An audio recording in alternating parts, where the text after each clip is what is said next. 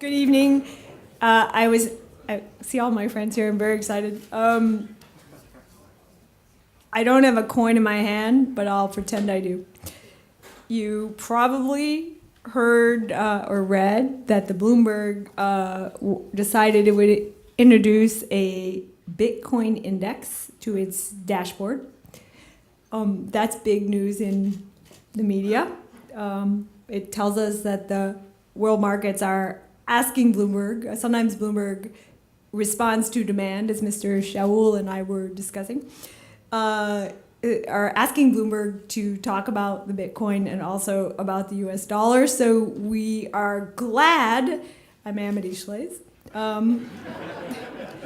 to welcome the new Coolidge dollar to the world. The dollar, which some of you have received. Have you received it? It's in a green baggie. This coin is part of the new series from the U.S. Mint, produced in Philadelphia and Denver, right? And already 3.2 million of them have sold in the 17 days that they have been around. It's quite a baby. At our vault in the Coolidge Foundation in Plymouth Notch, Vermont, where we live with the state of Vermont, there are 1,000 of these dollars, thanks to our donor and advisory board member, Jerry Wallace. We're investing in the dollar in more ways than one. Coolidge said, wealth is but a means to an end, but he also said that we are compelled to recognize that money has an effect in all areas of our work. The coin's arrival also reminds us that there was an era when people trusted and admired the dollar, the 1920s, and I think the coin's arrival also reminds us that people loved the dollar. Maybe you heard Mary Carter and Wayne over there to my far right singing, and they sang 3 songs. They sang, "You're the Top," "You're the Coolidge Dollar," "You're an Arrow Collar." That line is in the song. And they sang "A Little Bit from Money and Cabaret," and they sang "Pennies from Heaven." And that's the way people sang in those days. You don't hear songs like that. So the trustees of the Coolidge Foundation, I'm very proud Professor John Tomasi of Brown University is right here, smiling me on. And of course, Milt Valeri. Where's Milt Valera of the Notary Group, right? And it's no accident. I'm sure Jim Grant, our speaker, will comment that notaries and dollars and Coolidge all go together. And his wife, Debbie Thaw, of the Notary Foundation are here. And let's see, who else? The Market Field Asset Management, Mr. Shaul, where are you? Right? A scholar of interest rates. And David and Caroline Johnson, I'm going to include Caroline, are here. As well as the Union League Club. We're all here for the opportunity to think about the currency in new ways. And I should mention, by the way, the Union League Club. The purpose of these events, of this series, is to enable people to think about economics differently in new ways, with cake, that's our dollar cake, with cookies, with music, and with gold. Right? Oh. We feel this is not happening sufficiently, that these things were somehow taboo. If you were at the Wall Street Journal editorial page where George Malone was the leader for so many years and you said gold, he would say, a basket of currencies. Say a basket of goods. Say a basket of goods, Amity, right? He would never say gold because that was what crackpot said, right? So we're mentioning gold because the Coolidge dollar was gold, and maybe the way we lately have been thinking about money has been insufficiently broad. Right? So that's what this series is about. And I want to mention our work continues this summer with the most important group, which is young people, young American debaters who come to the Notch to debate economic issues. And everyone in this room not only can, but must come to the Notch on July 8, 10, or August 1 to judge economic debate by star high schoolers. And we will fet you at the Woodstock Inn. It's very important. They remember it forever. It's a great event. I'll just say before I introduce who introduces, we're grateful to our colleagues. I mentioned our trustees, but I also want to mention our executive director who put this event, more than mention, honor Matt. Where's Matt? Matt Denhart. our new executive director who moved to New England. Not everyone lives in Vermont. Some people live in the New Hampshire side to build up this foundation. And also our new hire, the hero, I think I would call him, his job title is Program Enlivener, Rashad Thomas. Where's Rashad?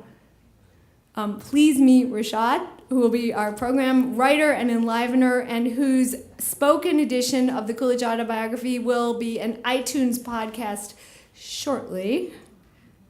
Rashad just joins us from university. He got a graduate degree and was honored just about 48 hours ago as the highest researcher in his program at Regent University. And his mother is here too, by the way, Regina, right? So that I would also like to just mention. Anyway, this is a party, not a seminar. We hope all of you have ample time to appreciate after our speaker, to inspect and appreciate the dollar cake, to look at the wonderful artifacts relating to the dollar that the New York Numismatic Club's Mark Anderson brought for you. The New York Fed has brought us, and I know Jim Grant will comment on this, a copy of Coolidge, a document in which Coolidge inducts Benjamin Strong into the Harding Memorial Foundation. That's interesting. And tonight you'll hear from a real dollar expert, Steve Forbes, who will introduce Mr. Grant, the leading intellect in financial journalism and publisher of Grant's Interest Rate Observer. What else will happen? Jim will toast the dollar and talk about what a dollar means and what it could buy in life. And then the dollar cake will be cut by the lovely, and she doesn't know this yet, but Caroline Davenport Johnson. Is she here? And then we'll have 6 brief and eloquent toasts by friends of the dollar. I'm going to mention David Johnson of our sponsor, Market Field Asset Management. We do not have a representative from our other sponsor, the Lehrman Institute, but I believe you are all representatives of Lou Lehrman. So that's okay. Mr. Silla may toast. Let's see, Mr. Valera, I hope he will toast a little bit about the relationship between notaries and Coolidge. Seth Lipsky will toast on the dollar, and Mark Anderson will toast. Have I left someone out? My job now, I'm leaving, is to introduce the biggest friend of the evening, Steve Forbes, who is going to introduce our speaker.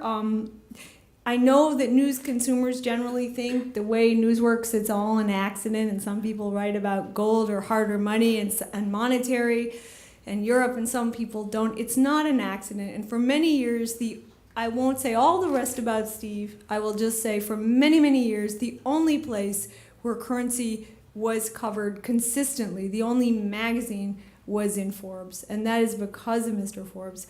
Of all the journalists in all the world, he is the greatest commitment to money, to the seriousness of money, to the happiness of money, to the value of money, and to the good that money does. And I'll just say that and ask Steve, where is he, to come up.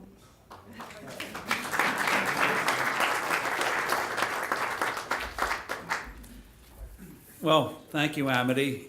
Being of Scottish descent, your words about money certainly ring true. But it is my pleasure tonight to introduce the man of the evening, other than the man we truly honor, Mr. Coolidge. Jim Grant is probably the most qualified man, and I emphasize man, for obvious reasons, to make observations about the birthday of the Coolidge coin.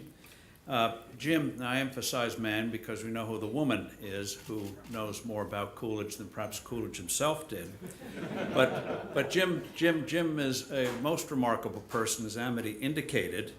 He began his life in his early years. He thought he was going to become perhaps a musician and was into the French horn. And then, like many musicians, some musicians, he had a real understanding of math and numbers. He did a stint in the Navy, I think in gunnery, and since then he's been aiming artillery at misguided economists, Pauls, pundits, money managers, and anyone else who doesn't understand true principles. He's an entrepreneur. Early in his career in journalism, he saw the open field of money, the Federal Reserve, bonds, It was seemingly a boring field, but obviously a crucial one, and his timing was perfect. One, the field was open, and two, we were about to enter an era of unprecedented, wrong-headed thinking and destructive policies. So it was a motherlode of stories, and that's why he's so successful. He also, I think, got a bit of entrepreneurship at the University of Indiana and then later Columbia University. One of the people he credits at Indiana was a fellow named Robert Farrell, who wrote you good and unique histories and pieces on Harding, Truman, MacArthur, Jacques Barzun at Columbia University. You'll always learn, even if you never agreed with them. A very stimulating man. So after all of that, Jim went to the Baltimore Sun, cut his eye teeth in this field that most others neglected or were fearful of. Then he went to Barron's, and started a column there. A whole new thing in this era of misbegotten monetary policy. Then he did something that certainly rings true with me. He decided to take the next step of entrepreneurship. My grandfather, I think, set the path for this. My grandfather liked to write about entrepreneurs. He was an immigrant to this country, one of 10 children, grade school education, but he became a business writer, and then he decided to stop just writing about entrepreneurs and become one himself. Jim Grant did the same thing. Why write about him? Why not be right in the mix of it, being an entrepreneur and a writer? So he started the Interest Rate Observer. It was tough going at first, but he demonstrated that his entrepreneurship not only went to the field of finance, but also intellectually. As Amity indicated, he's a believer in the gold standard, the classical kind preferably. He understands that price manipulation, which the Fed is doing now, should have gone out with the fall of the Soviet Union. But that spirit lives on at the Federal Reserve Open Market Committee, trying to manipulate prices across the board with the usual baleful consequences. He understands, too, that when you start to fool around with the money, it not just has so-called economic consequences, but social consequences as well. He's a superb scholar, has written numerous books, including 3 outstanding biographies. John Adams, and the subtitle tells you all you need to know about John Adams, Party of One. He was an irascible, curmudgeonly, waspish fellow, did many great things, including, as Jim pointed out, selling junk bonds in Holland during our fight for freedom, i.e. U.S. bonds in those days before Alexander Hamilton. U.S. debt was junk, but Adams swallowed hard and sold it for the good cause. He wrote a book on Bernard Baruch, an extraordinary man largely forgotten today, and Thomas Reed, known in the day in the 1890s, early 1900s as Czar Reed, overhauled the House of Representatives, was a witty man like Jim, and a man largely forgotten. But if you want to get just a flavor of Reed, just read Barbara Tuchman's brief essay on him in The Proud Tower, and that'll whet your appetite to go to the real thing, Jim's biography. He's got a book coming out this fall called The Forgotten Depression. Sort of rings a bell. And this one's not about the big one. This is about the one 1920-21 that you don't read about. It's gone in the memory hole, like in the Soviet Union, they bury inconvenient episodes of history. Because this depression, even though initially was worse than 1929-1930, it recovered very quickly. Why? Because it went the exact opposite of the Keynesian narrative. Spending was cut. Taxes were cut. The Fed tightened instead of eased. And by golly, came out of it quickly, and within a matter of 18 months, from a horrific depression, industrial unemployment of 20% to full employment, 1 or 2% unemployment. Wow. But you don't read about it for obvious reasons. It's inconvenient history. But Jim's going to remind us of it, just as Amity forcefully reminded us that the supposed heroes of fighting the Depression were failures. They didn't conquer the Depression. And after the war, I think Jim will probably, or Amity will do a post-war World War II, where again the Keynesian narrative was thrown out and we made a rapid recovery. So our guest speaker, musician, scholar, entrepreneur, right thinker on money and much else. There's no better man, as I said, to ruminate on Coolidge, coins, and money, and I say again, man, than Jim Grant. Jim?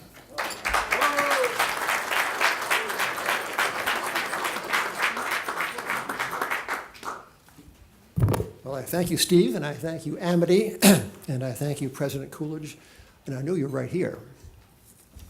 Well, the U.S. Mint has struck a base metal coin for a precious metal president. No fault of the Mint, of course, it meant well. America's numismatic workmen are only carrying out the monetary intentions of America's government. Silver coinage began to vanish in the 1960s, and the gold dollar perished by executive order on August 15, 1971. We are left with a dollar printed on paper or represented by pixels. Now, the commemorative Coolidge dollar is certainly a handsome piece of work, and perhaps in the tribute it pays to frugality, it is somehow true to one facet of Amity Shlaes's biographical subject. Now, according to the Mint, the Coolidge coin weighing in at 8.1 grams consists 85.5% of copper, 6% of zinc, 3.5% of manganese, and 2% of nickel. It might tickle the 30th President of the United States to know that the intrinsic value of the Coolidge coin is less than $1. It is worth, in fact, exactly 5.29 cents. The government has captured the 94.7 cents in profit, or as they say in the trade, seigniorage per copy. Goodness knows the government can use it. Now, I expect that if Calvin Coolidge were here this evening, and I expect he is, he would have a few grateful words for his charming biographer. He might have a few well-chosen words, too, for the current 44th President of the United States. The famously reticent 30th President might have something to say about America's fiscal and monetary situation as well. And if he doesn't, I will. Fresh from heaven, certainly. No, Amity? Heaven. Fresh from heaven, Coolidge would not deny that we Americans are healthier and wealthier than our forebears. In 1927, the fifth year of Coolidge's presidency, the average American could expect to live until the age of about 60. We are fast closing in today on 80. Although we live longer, our money seems to die younger. The founders' money, gold and silver, was imperishable. We moderns have put in place a kind of a policy of monetary euthanasia. Monetary double talk, too, as far as that goes, defining stable prices as rising prices, quietly rising prices so nobody notices. The fact is that inflation, even at so measured and synchronized a pace as 2% a year, eventually destroys purchasing power. Now, Coolidge, I think, would appreciate that American ingenuity is partially restoring the purchasing power lost through American central banking. In 1927, the year that Charles Lindbergh flew from a shopping center on Long Island, Roosevelt Field, that was like Barney's, right, or something. Anyway, he flew from Long Island to Paris, did Charles Lindbergh in that year. In that year, $20 could buy a very good slide rule or perhaps several very good slide rules. That is, $20 in gold, 1 troy ounce, could buy several good slide rules. Today, $20 in paper, the piece of paper with Andrew Jackson in the front, Andrew Jackson being, as Seth Lipsky, the author of A Citizen's Constitution, observes, the only president to have fought the Fed and won.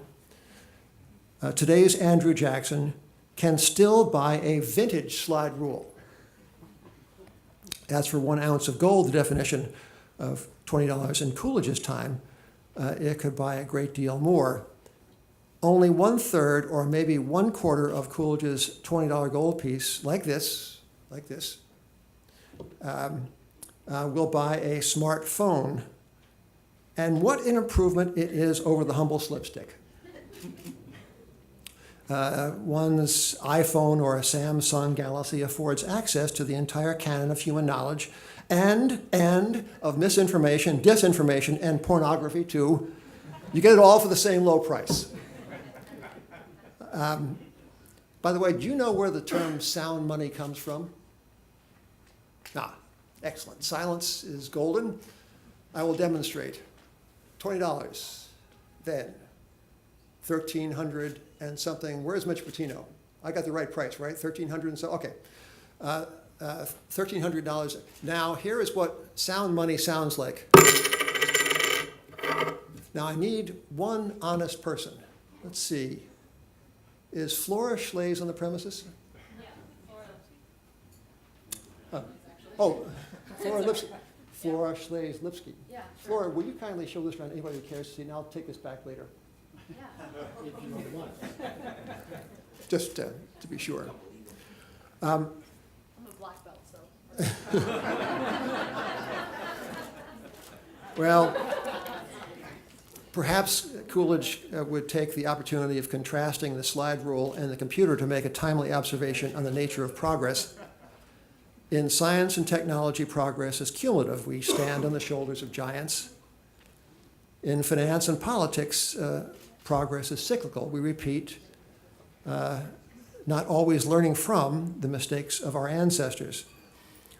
Now, some Coolidges and some features of 21st century life would surely strike Calvin Coolidge as familiar. Climate change is one, monetary meddling is a third, and deflation is a third. I skipped one. Climate change. Now, 1927 was the year of the Great Mississippi Flood. And it was a year in the according to the Wall Street Journal, of freakish weather. Quote, summer seemed to come only in autumn, and autumn in early winter, the latter delay pleasing the farmers, but not the retailers. So they didn't call it climate change, they called it weather. That was different. Item number 2, similar yet different, is monetary meddling. In the summer of 1927, Lindbergh was still being feted in Paris. The central bankers of the world, that is to say, Charles Rist of France and Herr Schlock of Germany and Benjamin Strong of the New York Federal Reserve Bank, got together on Long Island and together decided to reduce American interest rates in the interest of improving the credit situation in Europe. And that decision turned out to be rather portentous because as Governor Strong of the New York Fed observed at the time, the reduction in the discount rate to 3.5% from 4% gave what he called a coup de whiskey, known in Brooklyn as a shot in a beer to the stock market, a coup de whiskey to the stock market. Now, Andrew Mellon, in many things a sound chap, had this to say about this very significant move and very manipulative move by the Federal Reserve. Quote, it was believed that easier money would ameliorate such conditions as the weakness in European currencies. Thereupon, the Federal Reserve Banks purchased securities in the open market, money rates reached a new low, gold exports began the following month, and the Federal Reserve Banks continued to purchase securities to offset the unfavorable effects of such exports upon our money market, close quote. So the Fed in 1927 interposed itself between the workings of the classical gold standard in order to effect a desired macroeconomic and financial outcome. The consequences of that would become clear to many people in 1928 and to all by 1929. A second feature of life today that would resonate, I think, with our 30th president is the institution of progress, or as it is known at the Fed, deflation. Now, in a day and age of wondrous improvements in productive technique, would you not expect the prices of some tradable goods would fall rather than rise, reflecting the improvement in efficiency that is part and parcel of our digital times? Well, some would expect that. Others doing business at the Eccles Building in Washington run their eye across the price indices and fret deeply. It is, they think, this stability in prices, this non-inflation, this regrettable stability is a sign of 1932 redux. So the Fed interposes itself again between the marketplace and the people and creates enough credit to raise up average prices, distorting other prices as it proceeds. But enough of this carping about the present day, enough about these invidious comparisons between our day and Coolidge's. I will close with merely one more invidious fiscal comparison and wind up with, I hope, on a note of toast-worthy optimism. The final invidious comparison has to do with our fiscal situation. And I want to read you, apropos of the way business was done in the Coolidge administration, I want to read you a line or two from the 1927 annual report of Secretary Andrew Mellon of the Treasury. Quote, "High wages due to increased average productivity per worker and lower living cost due to declining prices resulted in a sustained purchasing power for a large variety of consumers' commodities," close quote. They rather liked deflation. It made people richer.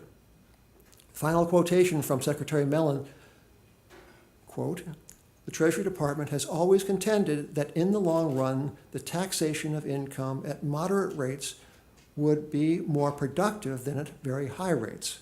The soundness of this contention appears to have been amply borne out by the tax returns under the law of 1926. That was a broad-based reduction in tax rates for both the calendar years 1925 and 26. Ladies and gentlemen, finally, I come to a charming feature of our monetary lives now a little bit in the rearview mirror, and that has to do with the annual event at the Mint. And this annual event in the Mint concerned the proper weighing up of the coinage. In the day, a coin was an object. It was not at all dematerialized. It was something that was defined in the Constitution. It was the Coinage Act of 1792, rather. It was a measure. It was a weight. It was something material. It was something that Flora Lipsky has still. I hope. Well done, Flora. Annually, a commission was convened, and this commission would, with great care and to secure a due conformity of the silver and gold coins to the respective standards of fineness and weight, would haul out the weighing machines and have at it. And Amity, I want you to know that of this commission, some were appointed ex officio, but others were appointed by the White House.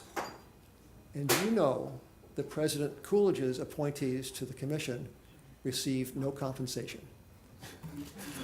So, ladies and gentlemen, that is the short and the long of that fiscal and monetary situation and our own. And I think my 3 hours is up. And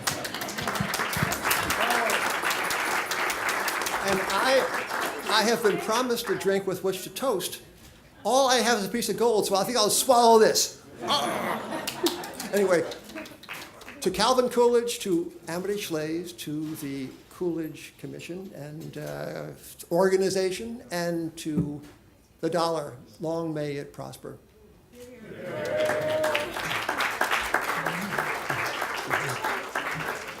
What a wonderful toast. My colleague, our executive director, Matt Denhart, will introduce the toast. That was wonderful. Thank you, everyone. We now want to invite Carolyn Johnson to come and help us cut the Coolidge cake. We hope everyone will get a good look at it before it's cut. We think it's sound money. If it breaks the knife, we will know. Do we have a knife? Do we have a knife? The knife is coming.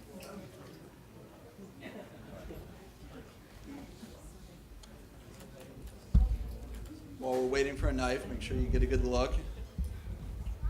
If you'd like a selfie, I could help with that.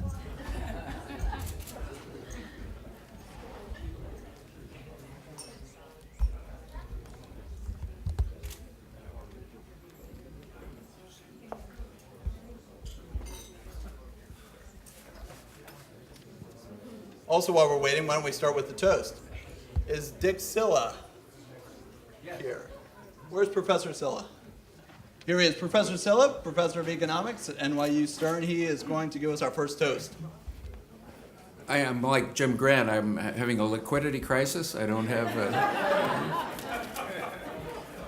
So I thought, in the spirit of the totally non-pointed, neutral comments from Steve Forbes and Jim Grant, that I would make a totally neutral comparison. Now, most of you have lived through the last 5 to 6 years. Calvin Coolidge was president for 5 to 6 years between 1923 and 1929. So in the interest of just objectivity, let me point out a few data that I calculated. These are growth rates of 1924 to 1929 versus 2008 to 2013. The real GDP from 1924 to 1929 went up at 3.38% a year, 3.4% a year. The real GDP of the United States from 2008 went up at 1.2% a year. The GDP price deflator, Jim was talking about price stability, went up at 0.16% a year from 1924 to 1929, and it went up at 1.45% a year from 2008 to 2013. Real GDP per capita, the rise in the standard of living under that stodgy old fellow Coolidge, went up at 2.03% a year, above 2% a year. From 2008 to 2013, real GDP per capita, our standard of living, went up at 0.44% a year. Now, the stock market, we're thinking the stock market's been doing pretty well lately. But I have to tell you that if you go back to the beginning of 2008 to the end of 2013, the S&P composite has gone up at a rate of only 3.7% a year. That may surprise some of you, that since the beginning of 2008 through the end of last year, the S&P has only gone up 3.7% a year. When Mr. Coolidge was president, it went up at 28.91% a year. What is that, sort of 8 times faster than in the last 6 years. And finally, the consumer price index, it was basically price stability, 0.4% a year increase, 0.4, 0.4%. No, 0.04%. Basically price stability under Coolidge, and 1.59% 2008, 2013. So the record of Coolidge pretty much speaks for itself. I was born after Coolidge was president, so I didn't get to live in those times. But in every respect that I've just cited, economic growth, price stability, inflation, the record from when Mr. Coolidge was president was vastly better than it's been for us for the last 5 or 6 years, and I think that's something to toast.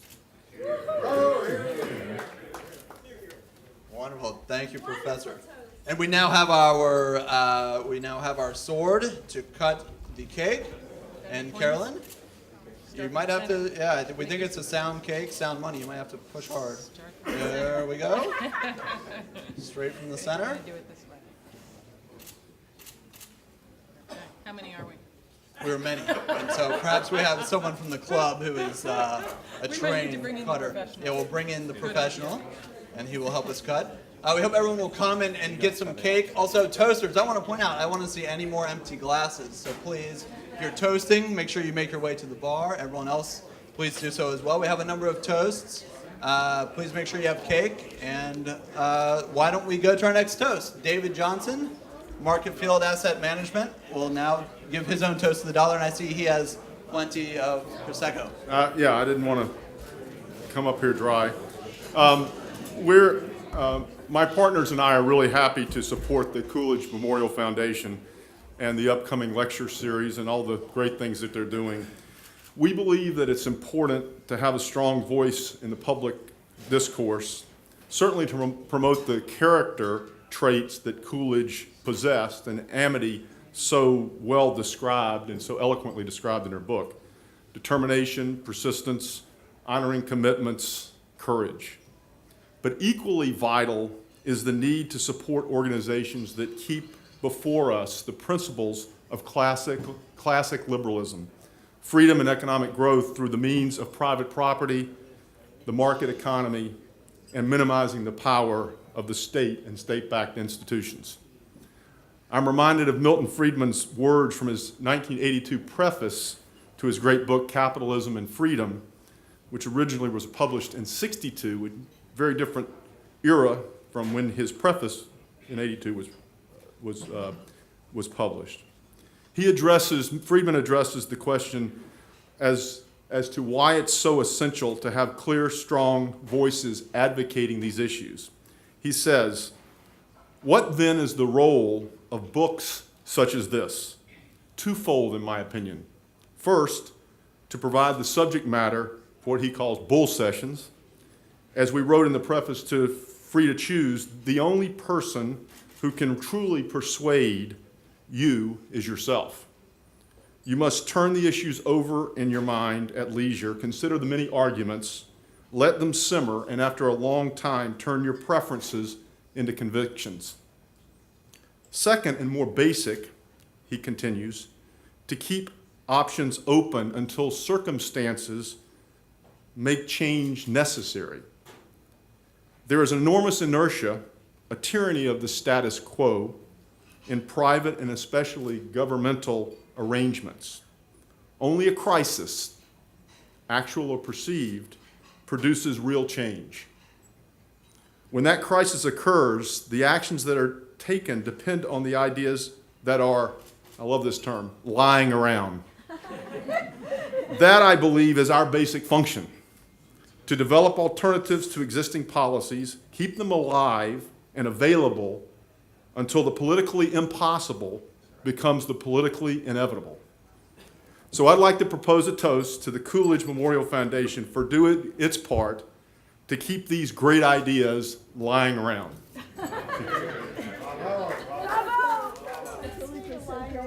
Our next toast comes from Tom Williams. Tom chairs the library committee here at the Union League Club, and so he is giving us a home where our ideas hopefully will continue to lie for some time. Consider this unexpected.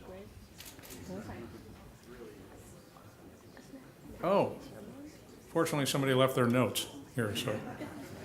This is unexpected, and rather than a toast perhaps, I would like to welcome you all. I am the chairman of the library committee. This is my home. Welcome to my home.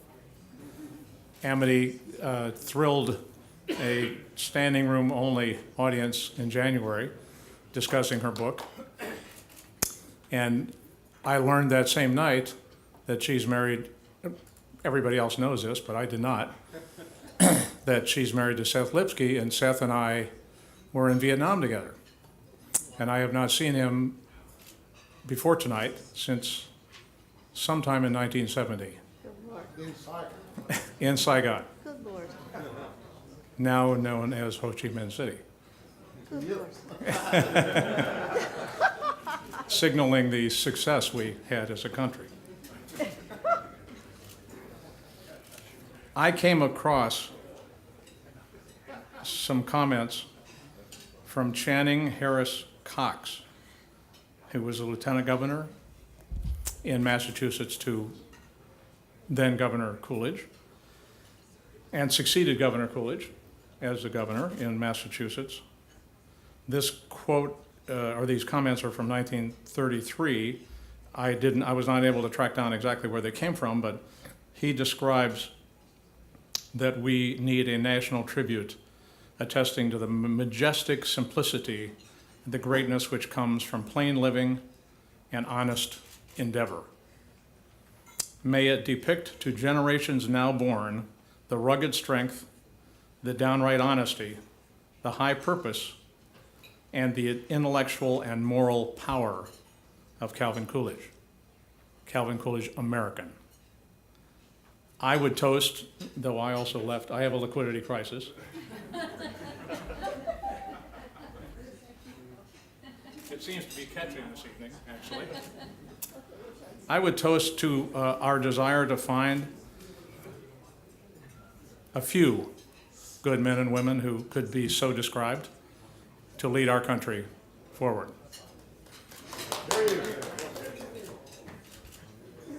Well, I think from Saigon to the Union League Club, Seth Lipsky, our next toast.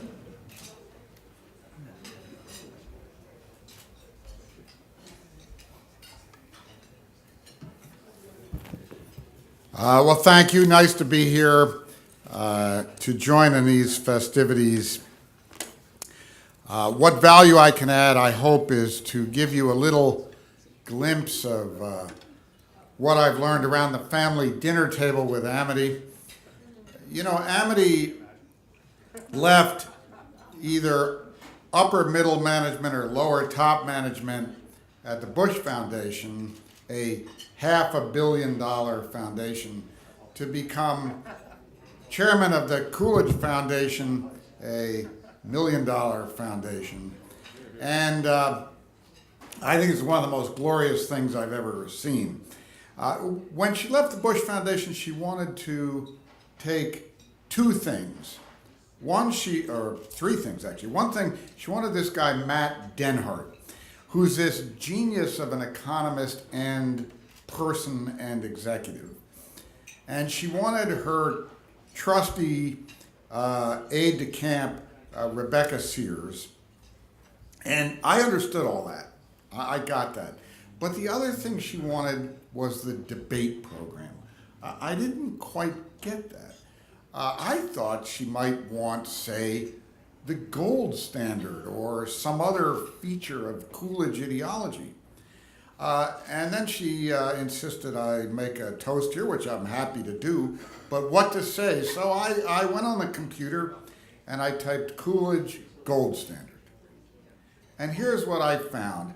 How was it that Coolidge actually came to the gold standard? Where did he learn that?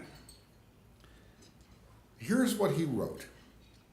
Quote, "The first summer I was in Northampton, Massachusetts, came the famous Free Silver campaign of 1896. When Mr. William Jennings Bryan was nominated for president, he had the support of most of the local Democrats in the city, but he lost much of it before November. One of them sent a long communication to a county paper endorsing him. This I answered in one of the city papers. When I was home in New Hampshire that summer, I took part in a small neighborhood debate in which I supported the gold standard. The study I put in on this subject well repaid me." So I would like to raise a toast to my wife, who is ahead of me yet again. And Amity, congratulations. Debate, Denhart, Rebecca Sears, you, and Coolidge. And it's a great pleasure to be here, standing across from all our mentor, George Malone, who is standing beneath a framed lock of hair from John Brown.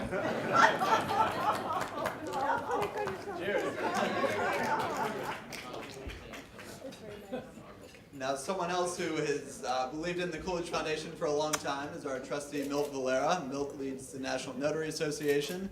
He put together a book called Why Coolidge Matters, and he'll offer our next toast.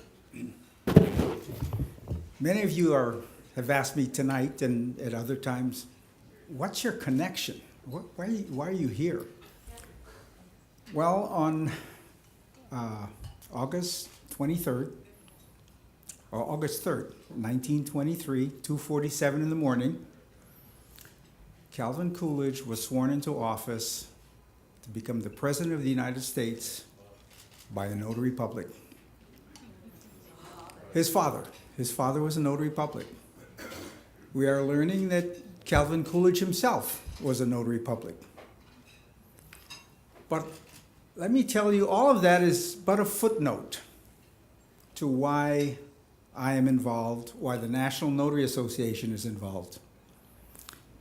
Calvin Coolidge is a very decent, wonderful, courageous, and a man who knew what accountability was, that brought me from the other side of the line to this side of the line, the right side of the line. So with that, I want to thank Calvin Coolidge, and today I want to thank Amity Schlaze for getting me as involved. To Calvin Coolidge.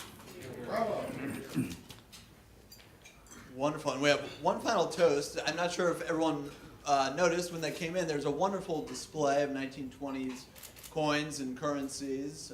One interesting story, which you might not have heard, was that in the 1920s, the size of the currency was reduced. A charge led by Calvin Coolidge and Andrew Mellon. And so you can see some of the larger currencies as well as some of the smallers. The chief reason was to, as you might expect, save money on paper. And the man who's been instrumental in putting the display together is Mark Anderson. Mark works with the American Museum of, the Museum of American Finance here in New York, and he leads the numismatics, and he will offer our last toast.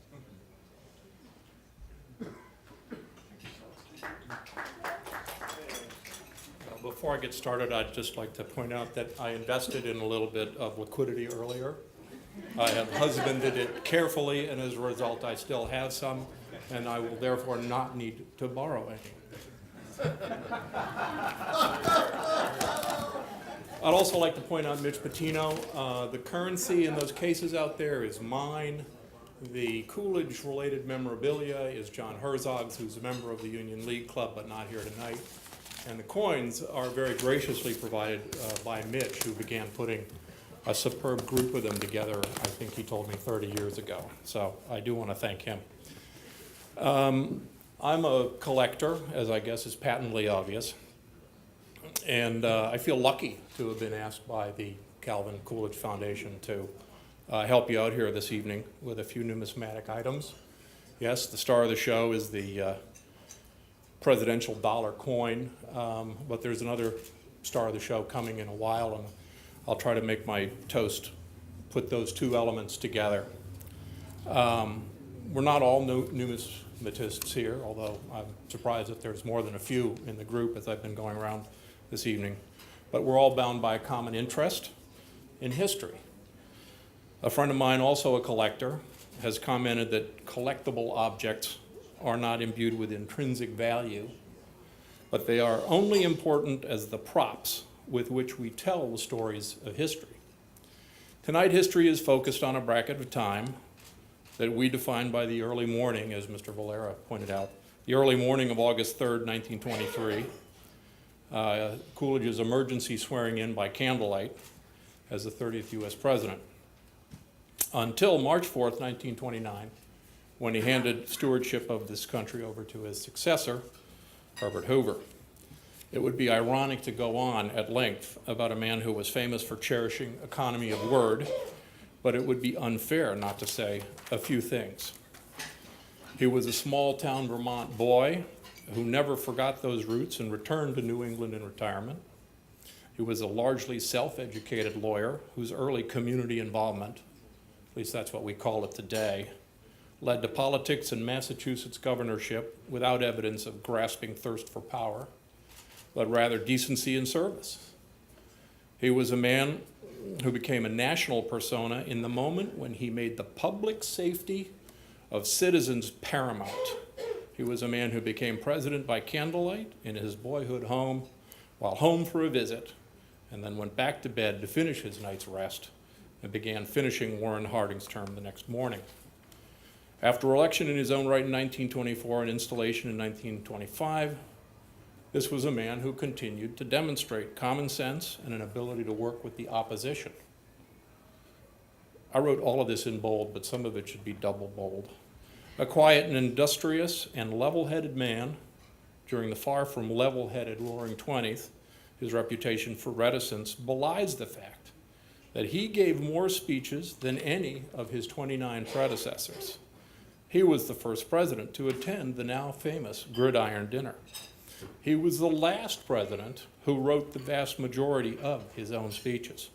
As president, he held 520 press conferences, an average of 8 per month.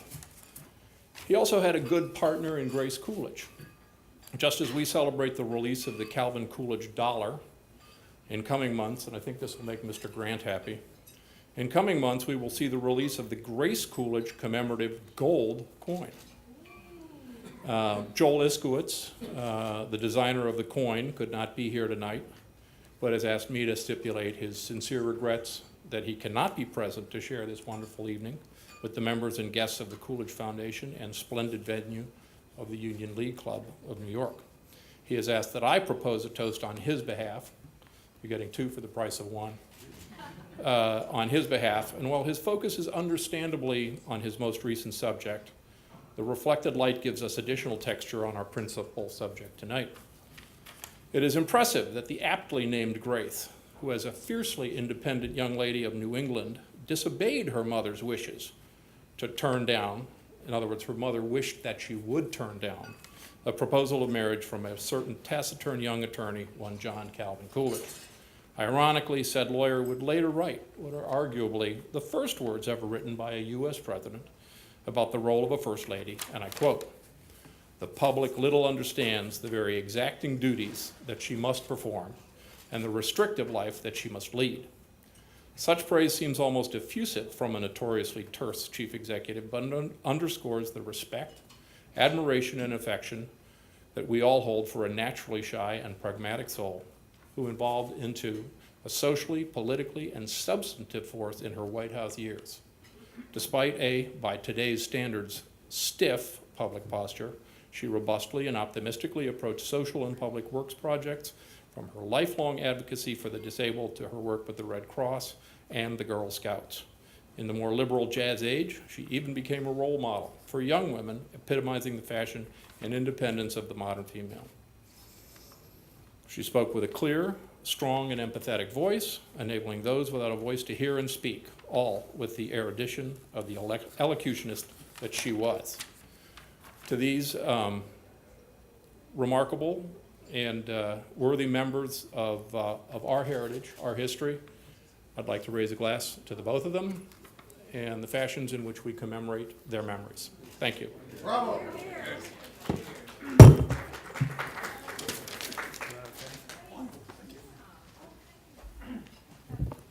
Well, thank you all for coming. We hope that the party's just getting started and that you all will enjoy some cake and continue making your own toasts. We hope you'll come back too. Tonight's the launch of our expanded lecture series, so we'd like to thank, again, our sponsors, Marketfield Asset Management, as well as the Lehrman Institute, who made tonight's event possible. We have a number of other things that you can, many ways that you can keep up with what we're doing. We're launching a new website, CoolidgeFoundation.org. We hope that you'll check it often so you know what we're up to and ways you can get involved. We send out a weekly e-blast every Friday with a historical tidbit about Coolidge that we think you'll find interesting, as well as ways to stay involved. You can sign up on our website, again, CoolidgeFoundation.org.